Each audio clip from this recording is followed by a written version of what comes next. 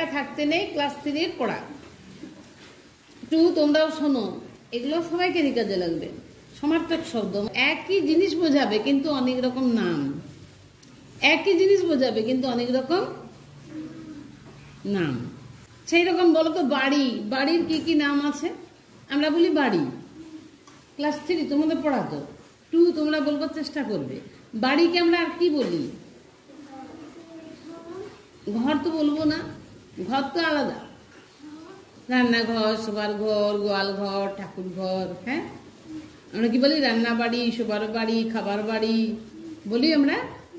এগুলো ঘর, এক একটা রুম, যেটা ইংরেজিতে বলি রুম। তাহলে এটা বাড়ির সমার্থক শব্দ কি হবে? নিবাস। কি বলে? আর কি বলে? আবাস। আর কি বলে? আলয়। দেখবে বড় বড় বাড়ির সামনে লেখা থাকে কারো নাম দিয়ে অমুক নিবাস।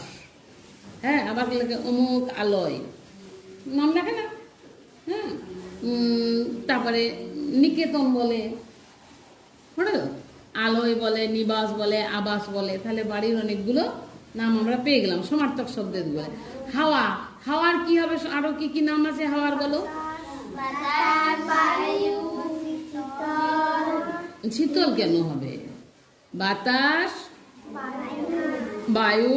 বায়ু তো আমরা কি দিয়ে কথা বললাম? আমরা হাওয়া দিয়ে। হ্যাঁ, বাতাস, বায়ু, আর বলো পবন, সমীরণ।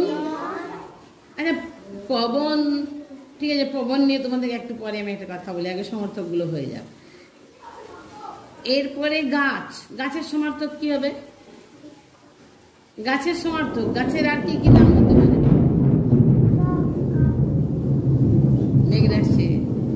বলো, গাছের কি কি নাম হতে পারে? বৃক্ষ, আর তরু, আর উদ্ভিদ। ভেদ করে জন্মায়, মাটি ভেদ করে উদ্ভিদ। আর কি হবে? বিটোপি। তাহলে গাছের অনেক সমার্থক শব্দ তোমরা পেলে।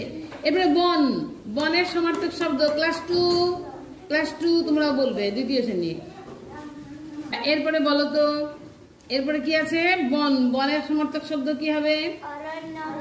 অরণ্য, আর কানন। আর কি হবে? জঙ্গল। বিপিন, বিপিনে মিলল, এরকম একটা গান আছে, তোমরা বুঝবে না আমি জানি। বিপিনে মিলিল গোপনারী, বিপিন মানে বন। তাহলে এরপরে হিমেল, হিমেলের শব্দ সমার্থক শব্দ কি হবে? হিমেল মানে কি গো?